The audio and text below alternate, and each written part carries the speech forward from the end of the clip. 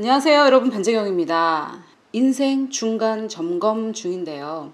사실 인생을 중간 점검한다는 것이 굉장히 어마어마한 일인데 뭣도 모르고 시작을 해서 계속해서 진행을 하고 있습니다. 제가 사실 이 여가와 휴식에 있어서 정말 빵점을 받았거든요. 제가 지난번에 저는 대인관계 빵점인 사람이라고 이렇게 표현한 거는 정말 빵점을 받아서가 아니라 그냥 우리가 보통 난 정말 그거에 빵점이야 이런 표현으로 말씀을 드린 거라면, 이 여가와 휴식은 정말로 빵점을 받았거든요. 그래서 제가 사실 먼저 이것을 이제 다 녹음을 했는데요. 사실 여가와 휴식 빵점 받은 사람이 뭐 이렇게 떠들어봐야 무슨 도움이 될 만한 내용이 있었겠습니까? 그래서 사실 저 자신도 좀 부족하다라는 생각이 들어서 제가 오늘 하루 종일 조금 기도를 하고 다시 이 부분에 대해서 생각하고 하나님의 음성을 듣고, 또 하나님께서 저와 여러분들에게 어떤 말씀을 하기 원하시는지 하나님의 뜻을 구하는 시간을 좀 보냈습니다. 그래서 다시 준비를 했는데 워낙에 여가 휴식 제가 빵점이라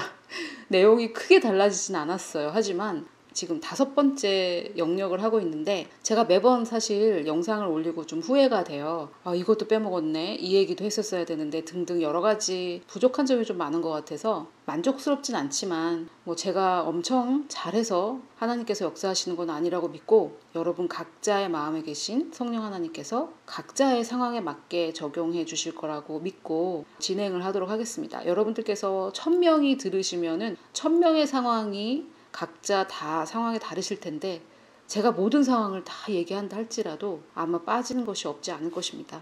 그런 식으로 저의 부족함을 합리화하면서 제가 여가와 휴식을 진행하도록 할게요. 여가와 휴식은 영어로는 fun and recreation이었는데, fun이라고 하면 우리말로는 재미라고 번역이 되지만 재미와 취미 그 사이 중간 어디쯤 되는 것 같아요. 일이 아닌, 내 삶의 일이 아닌 즐거운 시간, 놀기 위해 하는 그런 일들을 fun이라고 한다면, recreation은 그 말 뜻에서 볼 때 creation, 뭔가가 창조되는 것을 다시 하는 거죠. 재충전 같은 뜻이 포함되어 있습니다. 그런데 우리가 사용하는 단어가 아니죠. 재충전, 여가, 휴식 등등은 팍팍 와닿는 단어가 아니에요. 그래서 이것을 제가 여가 휴식이라고 번역은 했지만 우리나라에서는 무슨 단어가 쓰이는가 하고 곰곰이 생각해 보니까 힐링이라는 단어 그 굉장히 많이 쓰죠. 사실 힐링이라는 단어가 우리나라에 처음 쓰이기 시작했을 때 제가 힐링은 치유인데 사실 조금 다른 의미로 사용되기 시작해서 저는 우리가 힐링 하면서 그렇게 사용하는 그 말을 사실 그렇게 좋아하는 편은 아니에요. 왜냐면은 진짜 우리 육신의 치유, 이것이 힐링인데 우리는 어디 드라이브를 가서 맛있는 걸 먹고 이러면 힐링이 된다 이런 식으로 사용을 하죠. 그때 힐링이 된다 할 때 하는 말이 바로 재충전인 것 같아요. recreation, 여기서 말하는 여가와 휴식. 그래서 이 recreation을 통해서 충전하는 거 아닙니까? 이렇게 방전됐던 나 자신을 충전하는 거, 이것을 재충전이라고 하는데 보통 우리나라에서는 힐링이 된다 이렇게 말을 하고 있죠.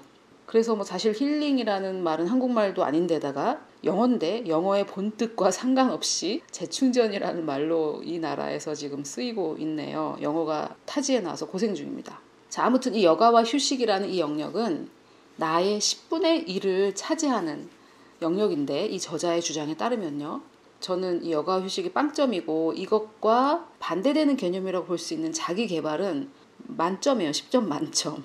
그러니까 빵점 됐다가 만점 됐다가 하니 이 인생 바퀴가 얼마나 덜컹거렸겠습니까?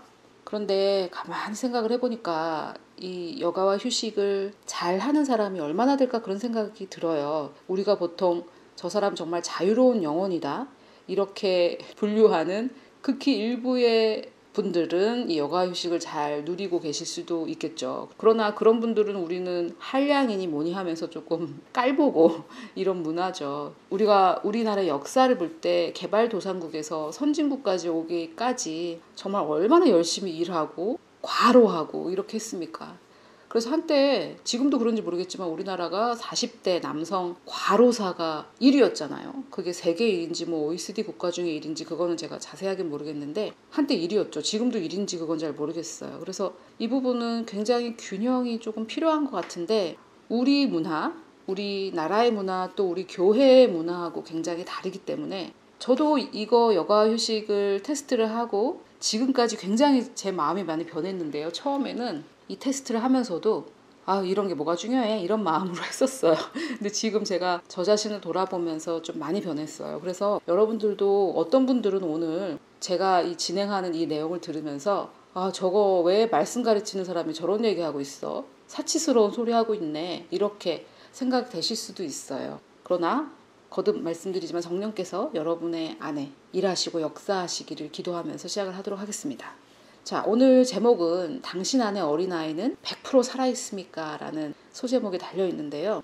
여기에서 그 원래 언어는 이 어린아이라고 제가 번역을 했지만 원래는 동심에 가까운 단어를 저자는 사용하고 있었어요. 그래서 당신의 동심은 100% 살아있느냐 이런 말인데 제가 어린아이로 번역한 것은 이 단어가 좀 더 그 저자의 의도에 가까운 것 같아서 그래요. 동심이라고 할 때는 그 저자의 의도를 100% 반영하지 못했던 것 같아요. 여러분, 아이들은 노는 데 전문가들이죠. 아이들은 노는 게 사명이고 삶의 목적입니다. 그래서 이 아이들은 하루를 재밌게 놀았으면 정말 이 하루 잘 살았다 이렇게 생각을 하고, 또 어른들도 그 아이들이 잘 놀게 해주기 위해서 애를 쓰다가 어느 시점에 가면 이제 공부는 했냐 숙제는 했냐 이렇게 삶의 의무들을 그 아이들의 어깨에 짊어지우고 그 다음에는 얼마나 잘 퍼포먼스를 했는가, 즉 공부는 얼마나 잘했나, 뭐 그런 것으로 대부분 공부죠. 그 아이들을 공부로 평가를 해 나가면서 우리는 점점점 나의 가치를 성과로 업적으로 증명해야 되는 거짓에 짓눌리게 됩니다.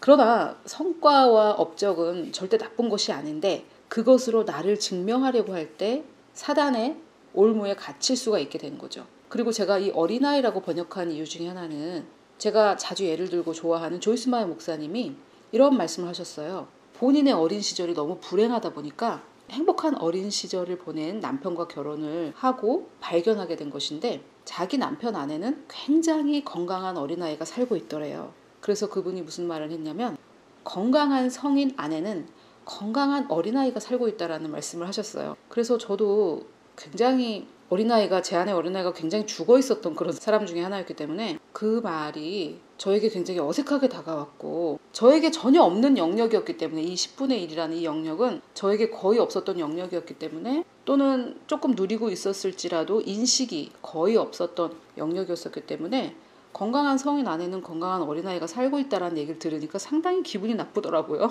그런데 여러분, 한국인의 정서는 내 안에 이 어린아이가 울고 있는 치유받아야 될 과거가 너무 많은 그런 정서고 조금 그쪽으로 끌리는 것 같은 그런 생각이 들고요. 이 조이스 마이어는 사실 조이스 마이어보다 더 불행한 과거를 겪은 사람이 있을까 할 정도로 불행한 어린 시절을 보낸 분이신데 건강한 성인 안에는 건강한 어린아이가 살고 있다라는 이 말을 하신 거죠. 그래서 저는 이런 제안을 하고 싶어요. 건강한 성인의 돌봄을 받은 적이 없는 어린 시절을 보내셨다면 이제 성인인 내가 그 어린아이를 돌봐주면 된다 이렇게 생각하시면 될 것 같아요. 그래서 그 내 안에 그 어린아이 격려해주고 너는 중요한 아이야 이렇게 말해주고 칭찬해주고 괜찮아 이 얘기를 더 많이 해주고 그러면 될 것 같아요. 이제 내가 성인이 되었으니까 나라는 성인이 내 안에 있는 그 어린아이를 잘 돌봐주면 되죠. 상처에 집중하기보다는. 그런데 내 안에 울고 있는 내가 있을지 모르지만 내 안에 놀라운 성령 하나님이 살아계시고 내 안에 놀라운 부활의 능력이 있고 이런 쪽에 더 초점을 맞출 수도 있다 이 말을 드리는 것입니다. 자, 그래서 이 여가와 휴식을 빵점 받은 사람이 한번 설명을 드려보도록 하겠습니다. 첫 번째, 매주 규칙적으로 균형 잡힌 휴식을 통해 힘을 얻고 있습니까? 아마 사역자님들께서 많이 듣고 계실 텐데 사역자들은 토요일, 일요일 바쁘잖아요. 또 열심히 신앙생활 하시는 성도님들도 토요일, 일요일 많이 바쁘시죠. 그리고 월요일 날 쉰다 하지만 사실 또 그렇게 100% 쉴 수만 없거든요. 그래서 저도 이 부분에 정말 노를 체크를 하면서 어떻게 이 부분에 예스가 될 수 있을까 하는 의구심도 있었어요. 아직도 제대로 실천하지 못하고 있습니다. 제가 월화수목금토일 중에 하루를 정해서 그날은 균형 잡힌 휴식을 통해서 또 그 다음날 열심히 달려갈 수 있는 힘을 얻고 있지는 못해요. 점점 더 나아지겠죠. 그런데 그렇게 못하는 이유는 행동의 교정이 사실은 마음의 치유 없이 일어나지 못하기 때문입니다. 우리나라 문화, 특히 교회 문화에는 쉼에 대한 죄의식이 좀 있는 것 같아요.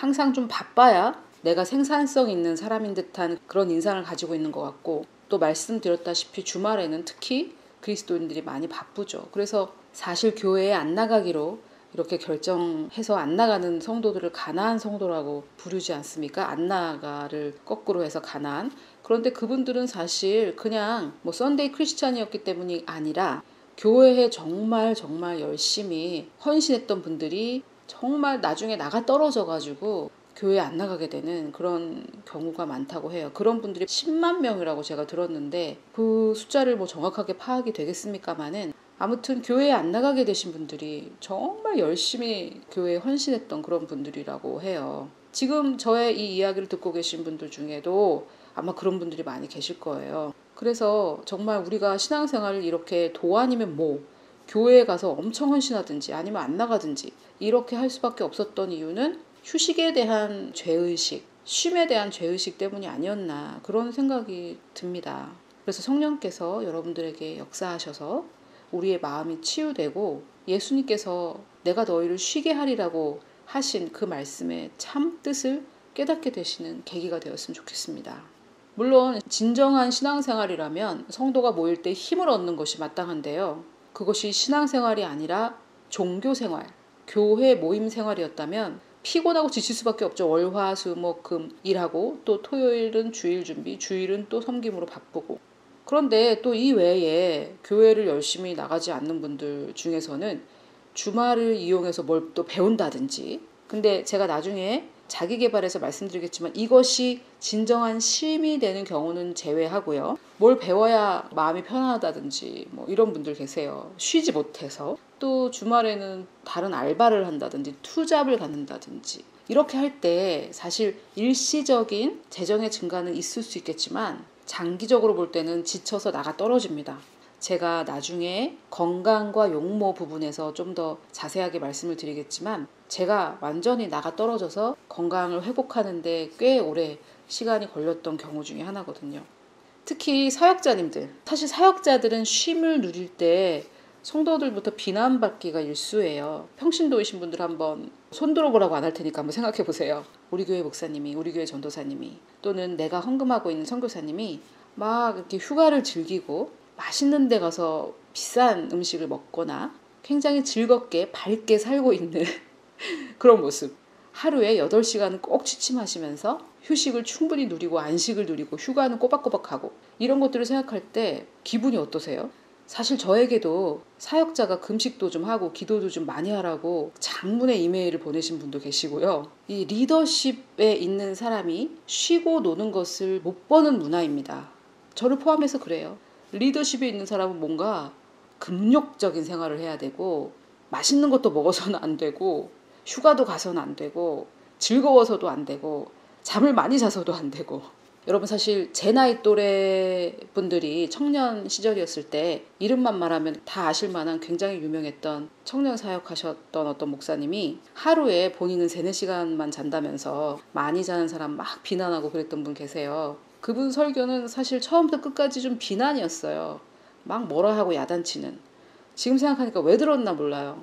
근데 그분이 사실 말로 정말 제가 지금 표현할 수 없는 성희롱, 성범죄 등등을 일삼아서 많은 분들의 마음에 멍을 남기시고 지금도 또 어디선가 이제 사역을 하고 계신데, 제가 지금도 기억나는 것이 그분은 본인은 3-4시간 잔다고 일주일에 책을 몇십 권 읽고 뭐 이런 것들을 자랑하시면서 그렇게 못하는 사람을 막 비난하는 그런 설교를 부산에 와서 하셨더랬거든요. 그런데 제가 그런 문화에서 성장해서 미국에 가가지고 제가 희한한 경험을 했는데, 목회자들이, 나이가 많으신 목회자들이 자기는 하루에 8시간 잔다고 막 자랑을 하시는 거예요. 그 제가 정말 놀랐어요. 깜짝 놀랐어요. 근데 이렇게 나이가 들면은 잠이 줄잖아요. 그런데 나는 그래도 8시간 잔다, 이것을 막 자랑하시더라고요. 그런데 여러분 성경도 뭐라고 합니까? 하나님께서 사랑하는 자에게 잠을 주신다고 하고, 평균 특별한 경우를 제외하고 정말 3-4시간만 자고도 충분한 사람들이, 특별한 분들 몇 분 제외하고 하루에 7-8시간은 자야 된다고 하고요. 주변 환경을 이렇게 해가 뜨고 지고 이런 것을 볼 수 없게 깜깜하게 했을 때는 사람들이 10시간을 잔다고 그래요. 실험이 있었는데 그렇게 얘기를 하더라고요. 그런데 여러분 고3 때 막 3, 4시간 자고 깨어있는 그 시간 온전히 깨어있고 공부하셨습니까? 전 지금 생각하니까 너무 후회스러워요. 막 책상에서 졸면서 밤에 늦게까지 막 꾸벅꾸벅 졸면서 푹 자지도 못하고 아침에 또 일찍 일어나가지고 그렇게 하지만 학교 가서 졸잖아요. 깨어있는 동안 얼마나 효과적으로 생산적인 하루를 보내느냐가 중요하지 3, 4시간 자는 게 뭐가 중요합니까? 나머지 시간에 얼마나 내가 효과적으로 생산적으로 그 하루를 보냈느냐가 중요하죠. 잠을 못 잔 사람이 그 다음날 효과적인 하루를 보낼 수 있겠습니까? 그래서 이 하루의 휴식도 굉장히 중요하고요. 한 주의 휴식도 굉장히 중요하고 또 나중에 또 문제가 나오겠지만 정기적인 휴식, 휴가 같은 거 그것도 굉장히 중요하죠. 또 제가 앞서 다른 영상에서 말씀드렸다시피 TV 드라마나 영화, 인터넷 등은 쉼이 아닙니다. 정말 영적으로 매맞고 오는 것일 수도 있다고 말씀드렸습니다. 그래서 첫 번째 문제는 내가 휴식이라는 것을 하냐 안 하냐 이것을 묻는 질문이네요.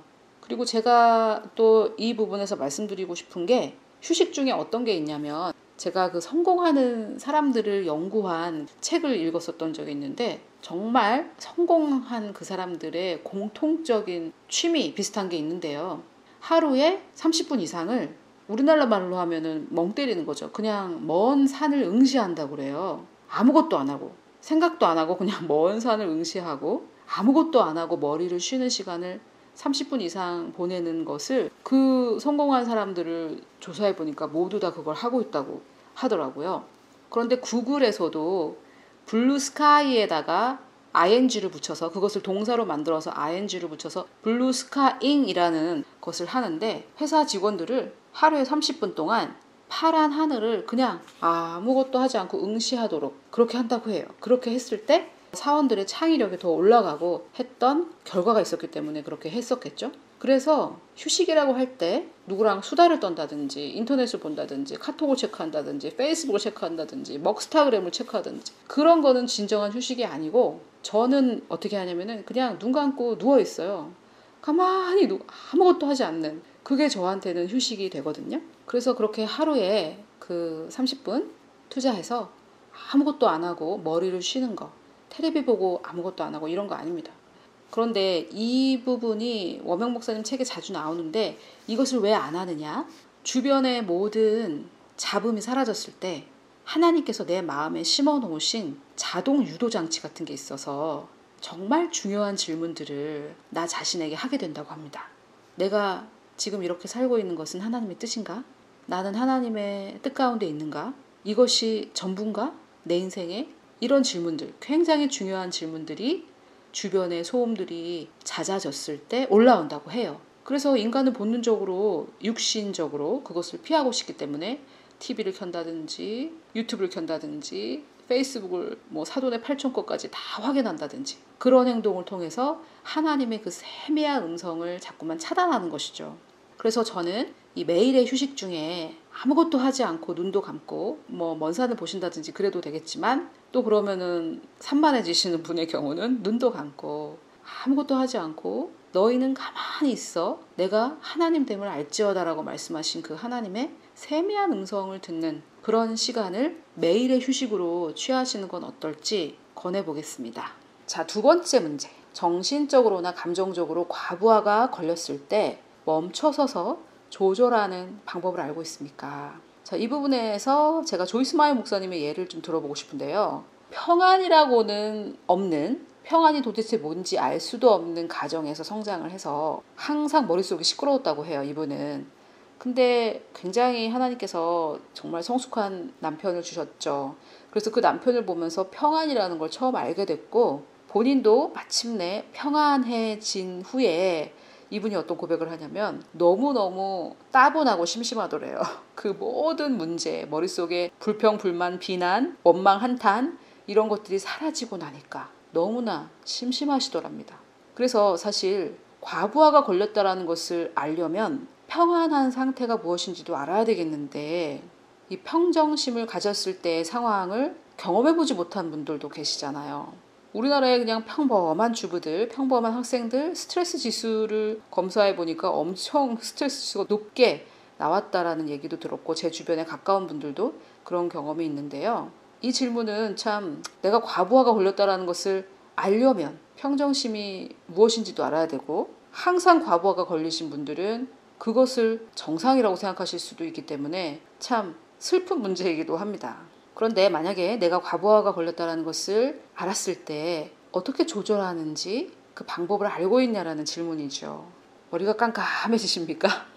제가 옛날에 아주 가물에 콩나듯이 했던 방법을 하나 알려드리면 저는 그냥 밖으로 나가서 그냥 막 걸었던 것 같아요. 걸으니까 생각이 정리되더라고요.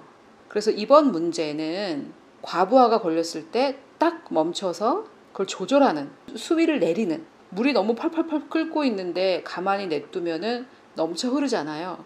그런데 어머, 물이 너무 끓어서 넘쳐 흐를 것 같네 하면서 불의 수위를 이렇게 낮추는 것처럼, 낮은 불로 다이얼을 돌리는 것처럼 내가 너무 과부하가 걸려서 이렇게 올라갔을 때 다이얼을 돌릴 줄 아느냐, 이 말이죠. 그러면 그런 방법에는 무엇이 있는가? 그 다음 문제에서 좀 설명을 드려보겠습니다. 휴식을 통한 재충전의 방법을 가지고 있습니까? 가지고만 있으면 안 되고 하고 있느냐가 중요하겠죠. 저는 몇 가지 가지고 있는데 상당히 안 하고 있습니다. 그래서 참 반성 중인데요. 일단 저의 경우는 저는 주로 집에서 일을 하는데 아침에 침실에서 되도록이면 좀 늦게 나오려고 해요. 일어나면 가만히 생각을 좀 정리하는 시간을 가져요. 왜냐하면 일단 거실로 나오면 제 거실이 저의 작업실이거든요. 그러니까 일할 게 너무 많이 보이잖아요. 그러니까 머리가 쉬질 못해요. 그래서 일을 하다가 좀 쉬는 시간이 생기면은 또 정리정돈을 한다든지 설거지를 한다든지 또 집안이 일이 많잖아요. 그래서 안 되겠다 해서 그때는 그냥 밖으로 나가버립니다. 밖으로 나가는 게 좋더라고요. 그래서 잠깐 걷는다든지, 제가 지금 실천하고 있지는 않는 것들입니다. 제가 좀 마치 거짓말을 하는 것 같아서 자꾸만 고해성사를 하는데 앞으로 실천을 하도록 하겠습니다. 저도. 그리고 저는 드라이브를 좋아해요. 이렇게 복잡한 도시 말고 고속도로. 고속도로는 가리는 게 없으니까 정말 경치가 좋고, 저는 남들이 시큰둥해하는 그런 경치도 되게 감탄하는 편이거든요. 저는 자연을 좋아하는 것 같아요. 산이 좋아요. 산을 보면 굉장히 힐링이 되는 것 같아요. 힐링. 우리가 힐링하는 그 힐링. 그리고 제가 최근에 알게 된 방법인데, 제가 이거로 영상을 하나 만들려고 했는데 못했는데요. 혼자서 카페를 가는 거예요. 많이들 하고 계실 텐데 이때 중요한 거는 전화기를 꺼야 된다는 거. 근데 뭐 전화기 안에 있는, 핸드폰 안에 있는 성경을 본다든지 음악을 듣는다든지 등등 뭐 그런 것들을 하고 계실 테니까 비행기 모드로 해놓고 카톡이나 이런 것에서 차단을 하셔야지 진정한 휴식이 됩니다. 근데 혼자서 가는 게 중요해요. 누구 만나도 수다 떠는 건 사실 쉼이 아니거든요. 혼자 가서 또 주변 사람들 수다를 들어서는 안 되니까 이어폰을 꽂고 음악을 크게 틀고, 경음악, 조용한 경음악을 틀고, 저는 꼭 노트와 필기도구를 가져가요. 그래서 이렇게 좀 정리를 해보는 거죠. 그것을 집에서는 못하느냐? 어차피 집에도 혼자 있는데 집에서도 돼요. 그런데 말씀드렸다시피 지금 제가 이렇게 180도로 고개를 돌려보면 일거리 투성이에요. 저것도 좀 해야 될 것 같고, 저 화초에 물도 좀 줘야 될 것 같고, 너무 일거리 투성이에요. 그래서 그냥 제가 좋아하는 카페에 혼자 가서 노트와 필기도구를 가지고 가는데, 이것도 사실 몇 번 못했어요. 근데 가면 정말 좋아요. 가지고 있습니까에는 저는 예스를 할 수 있는데, 사실 가지고만 있냐는 말은 아니고 하고 있느냐 그런 말이고, 영어를 번역하다 보니까 하고 있느냐라는 얘기인데 이렇게 번역이 되긴 했네요. 자, 그 다음에 일하는 시간에 제한을 두고 있습니까? 자, 이것도 참 우리 문화에 굉장히 어려운 일이고, 특별히 사역자들 같은 경우는 스스로 자기가 일하는 시간에 제한을 두셔야 된다고 생각해요. 사실 저는 굉장히 심각한 일 중독이었던 것 같아요. 그리고 일 중독은 다른 중독과 다를 바가 없어요. 뭐 우리나라에서는 일 중독을 좀 자랑하는 분위기인데 자랑할 것이 아닙니다. 일 중독이라는 거는. 근데 지금은 저는 이제 노트북을 닫는 그런 시간을 정해 놓으려고 노력 중이에요. 어저께도 못 지켰지만 이 시간 되면 노트북을 닫고, 하나님 이제 저는 하루를 마감합니다. 제가 못한 거는 주님께 맡겨드릴게요. 이렇게 할 수 있는 그쪽으로 좀 자라가려고 해요. 왜냐하면 우리가 그렇게 과로하는 이유는 내가 이렇게 하지 않으면 하나님께서 역사하실 수 없다, 이런 잘못된 생각. 하나님을 무슨 나를 달달 볶고 과하게 노동을 시키는 그런 폭군으로 보는 거죠. 또 내가 안 하면 하나님께서 역사하실 수 없으니까 내가 해야 된다, 이런 생각. 그런데 저도 사실 점점 어떤 생각이 드냐면, 하루에 일을 시작하는 시간과 일을 마치는 그 시간이 정해져 있어야 되겠다라는 생각이 많이 들어요. 여러분, 오랜 시간 일한다고 해서 그 사람이 능력 있고 생산적인 사람입니까? 짧은 시간 일해도 생산적이면 되는 거 아니겠어요? 오래 일한다고 해서 생산적이지 않죠. 근데 제가 직접 좀 경험을 해보니까 오래 일할수록 몸이 망가지고 정신도 피폐해지고 거기서 나오는 게 좋은 게 없어요. 그래서 뭐 회사에 출퇴근하시는 분들이야 일하는 시간이 정해져 있으시니까 집에까지 와서 일은 안 하시겠지만 저처럼 또는 다른 사역자님들 일하는 시간을 제한을 두셔야 됩니다. 자, 이 40대 과로 사망률 1위였던 한국, 이것을 좀 미덕이라고 보는 것이 문제인 것 같아요. 일을 많이 하는 거, 바쁜 거. 예수님도 제자들에게 너희도 좀 이쪽으로 와서 쉬어라고 하셨고, 주님은 수고하고 무거운 짐진 자들아 다 내게로 오라, 또 다른 일거리를 주리라, 이렇게 말씀하지 않으셨잖아요. 내가 너희에게 쉼을 주리라, 내 집은 가볍고 내 멍에는 쉽다, 이렇게 말씀하셨죠. 이 자기 가치를 자기의 일에서 찾는 것, 이것이 문제입니다. 사역자님들 특히 자기의 가치를 사역의 성과, 크기, 이런 것에서 찾는 것이 문제입니다. 뭐 이렇게 간단한 해결 방안은 없어요. 우리 마음에서부터 치유가 돼야 되는 문제이기 때문에. 자, 충분한 휴식을 취하고 있습니까? 휴가를 가면 정신적으로 완전히 자유하여 재충전하면서 쉼을 통해 힘을 얻습니까? 휴가라는 거는 사실 나를 위한 것이죠. 내가 쉬는 것, 그리고 나와 같이 간 사람을 위한 것이지 그 장소에 없는 사람을 위한 게 아닌데, 그렇게 사진을 찍어서 바로바로 페이스북에 올리고 인스타에 올리고 남을 위해 사는 삶이죠. 물론 뭐 사람의 기질에 따라 그런 것을 좋아하시는 분도 계실 수 있다고 생각은 합니다만, 더 중요한 거는 우리가 핸드폰에서 완전히 자유할 수 있는가, 이게 굉장히 중요합니다. 자, 마지막으로 새로운 사람, 새로운 장소, 새로운 일에 대해 열려 있습니까? 이것은 모험심 또는 두려움 없는 그런 자세를 말하는 건데, 계획이 없거나 무모한 것을 말하지는 않습니다. 계획이 있고 무모하지 않아도 모험심과 두려움이 없는 그런 자세를 가질 수 있죠. 저는 모험심이 좀 있는 편이었는데 사실 여기 새로운 장소에 대해서 제가 좀 열려있지 않아요. 저는 가는 곳만 가는 그런 편이라 100% 예스라고 하지 못했는데요. 새로운 사람, 새로운 일에 대해서는 조금 열려있는 편이에요. 그런데 우리 주변을 한번 돌아보면 쳇바퀴 도는 삶을 살면서 자기가 만들어 놓은 틀 안에 갇혀서 그것을 안정감으로 삼는 사람들 많이 보셨죠. 또 자기가 지금 하고 있는 이 일이 하나님의 부르심이 아닌 것 같다는 것을 조금 알면서도, 거기가 하나님의 뜻이 아닌 걸 알면서도 주저앉는 경우도 많이 있습니다. 이 아브라함에게 본토 지척 아비집을 떠나라고 하신 하나님, 사실 그분은 세상에서 최고의 모험을 감행하신 분이 아닌가 하는 생각을 합니다. 왜냐하면 천지 창조를 통해 인간에게 자유의지를 주신 것 자체가 사실 엄청난 모험 아닙니까? 인간은 하나님을 선택할 수도 거절할 수도 있는데 하나님은 우리에게 그래도 자유의지를 주셨습니다. 예수님은 또 어떻고요? 그 하늘의 그 높은 지위를 내려놓으시고 정말 새로운 사람, 우리 죄인, 그리고 새로운 장소, 이 땅, 그리고 새로운 일, 구원자라는 그 하늘의 창조주가 아니라 이 땅의 구원자라는 그 새로운 사명, 미션을 기꺼이 받아들이신 예수님.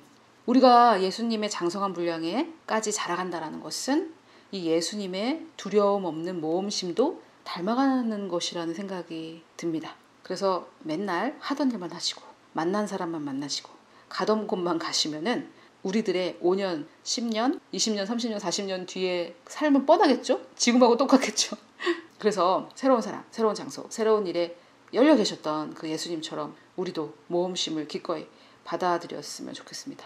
자, 이로써 이 여가와 휴식에 빵점 받은 사람의 브리핑을 들어보셨는데요. 저도 이 부분 굉장히 많이 요새 생각하고 있어요. 제가 7월 7일 날 안식년의 날짜로는 이미 들어왔는데 안식을 못하고 있죠. 올해 12월 말까지 제가 번역할 책이 앞으로도 지금 3권을 끝내야 되기 때문에 12월 31일까지는 제가 안식년을 취할 순 없고, 그 뒤에 어떻게 할까? 나에게 안식년을 꼭 갖겠다고 약속을 했는데 나하고 한 약속도 못 지키면 내가 다른 사람하고 한 약속을 지키겠는가 해서 지금 좀 심히 고민 중입니다. 휴식, 안식, 쉼, 이런 단어가 굉장히 어색한 우리 대한민국 국민들, 또 한국교회 성도님들, 제가 사실 뭐 빵점 받은 주제에 뭐라고 이렇게 설명을 했지만 저의 설명이 아닌 여러분 안에 살아계신 성령께서 각자의 그 환경에 맞도록, 각자의 처지와 상황에 맞도록 가장 좋은 답을 성령께서 주시기를 우리에게 쉼을 주리라고 약속하신 우리 주 예수 그리스도의 이름으로 축복합니다.